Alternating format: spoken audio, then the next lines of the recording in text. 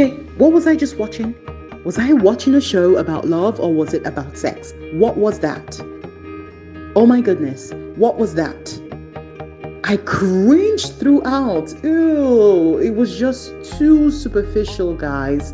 And I know some of you are going to say, Nina, the show is superficial. There's nothing of substance to it. Come on, I know. I already said it's just my guilty pleasure. But I think it's getting too superficial, guys. Honestly. And also, is there going to be a Colton 2.0 and a Jed 2.0? Okay, guys. It's Nina here from the Lily and Nina Show. So today I'm going to be reviewing the Bachelorette Season 17, Episode 2, which is Katie Thurston's season. Katie, my girl. So this episode starts out with a group date. And the guys are all supposed to be getting on stage and answering all this sex questions and explaining why they are the greatest lover of all time. And at the end, of course, one person is going to have the title of GLOAT, the greatest lover of all time. So anyways, it starts out cringy. Like I was cringing throughout because I didn't understand what was going on. I mean, I know my girl Katie, her MO has been that of a sex positive girl. I know that. But that's not the only thing to her. So I don't know why ABC is trying to force this down our throats. That's not all about Katie. She's more than just being a sex positive woman. So I don't get it. It was just so cringy. I hated this part of the entire episode, honestly. And then Connor, the cat man, he did a very nice song. He sang a very nice song. I liked it anyways. I think it saved this particular portion of the episode. And then, of course, I loved Mike. Mike has to be given the award for the gentleman of this episode. Oh, such a gentleman. And of course, him being a virgin is not all about him as well. So it shouldn't be all about sex. It should be more about who they are in totality. So I think Mike warmed my heart in this episode. The way he decided to take another route to get to Katie instead of climbing up and talking about how many times he's going to have sex with her, talking about, his strength and talking about his size. He decided to go the other way, which was better. And come on, guys, Karl has to be given the award for the cringiest contestant, at least for this episode. Oh my goodness, what was that? What was that? Ew, just get off the stage, guy. Get off the stage. Ugh.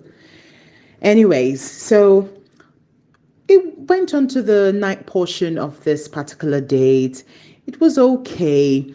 I think Thomas is another man to look out for. I saw another man in this episode. He's such a real man. Okay, guys, pardon me for not seeing that earlier. I think some of these guys, they're going to be coming out to the forefront as we go along. I didn't see any men in the first episode, but now I've seen Thomas and I've seen Mike to add on. So now they go up on the wall of men for this season. So we've got Connor, we've got Mike, and we've got Thomas. Well, Thomas gets the rose for the nighttime portion of the group date, and I believe that he deserved it. So we move on now to the next day, which is supposed to be the single date, the first single date of the season. And she gives Greg the first date, which is huge because he already has the first impression rose, guys. There's something there. Anyway, she decides to go on this date that bears semblance to the activities that she used to do with her father when he was still alive. And I felt like Katie was emotional throughout the date, and rightfully so. I mean, she's remembering the times that she spent with her father, and she's a young lady that was really close to her father. But Greg was a good sport. He was there for her. And actually, their nighttime portion was just, melted my heart. Finding them just opening up to each other and bonding over losing loved ones.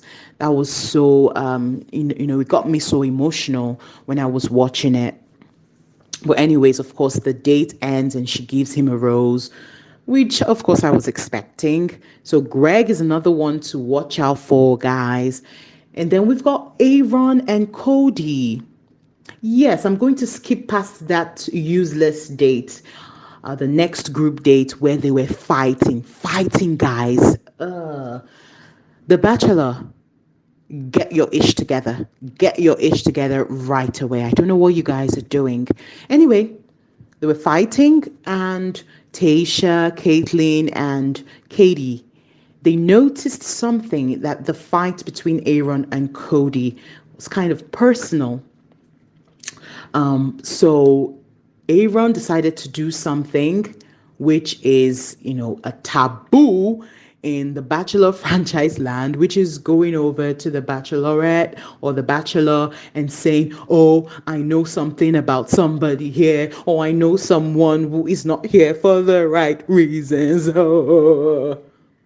And Aaron, stupid Aaron, you did that. And guess what? He didn't even reveal anything. He just spoke without revealing anything. The only thing we knew is, okay, somehow he's implying that Cody is not a good person. Anyways, the next part, she goes for the night portion of the date. She goes there with the guys and she calls Cody away. Speaks with him on the side and asking him, what's happening? I'm hearing you're not here for the right reasons. I don't want someone who's not here for me, blah, blah, blah. And Cody just kept on stuttering. Oh my God. It already shows that you're lying. You're a liar. So what's the next? We ask you off. Goodbye. Katie sends Cody away. Bye-bye, Cody. But I can see that there was no chemistry between him and Katie anyway. So it's fine. It's fine, Katie. I see you. I see what you're doing. I see that's just an excuse to send him away. There is no chemistry. I can see that. You can just say that. It's all right. Anyway, guys, so we continue with the rest of the date, and she gives Andrew S. the rose for that day, which is, remarkable because Andrew S. and Katie bonded when they discussed their upbringing, their lives when they were younger. They grew up with nothing. So that was a really heartwarming thing to see on screen. So at least there is some sort of substance in this episode, thankfully. I think for me, substance I saw was her and Mike's interaction, her and Greg's interaction, and also her and Andrew. I think those were the three top four for me on this episode rather. And then we move on to the rose ceremony, of course, and we have Karl, who we've already given the award for the cringiest contestant, staring ish up. Imagine staring up drama. And so that's the end. It ends there for me because I know, of course, there is no rose ceremony. We have to wait till the next episode. We just have Karl staring ish up and telling Katie, oh, there's some people that are not here for you, getting the poor girl walked up. And we don't know if it's over something that should be concerning or over nothing. But if I were to bet, it's over nothing. I don't trust that Karl. I don't trust him at all.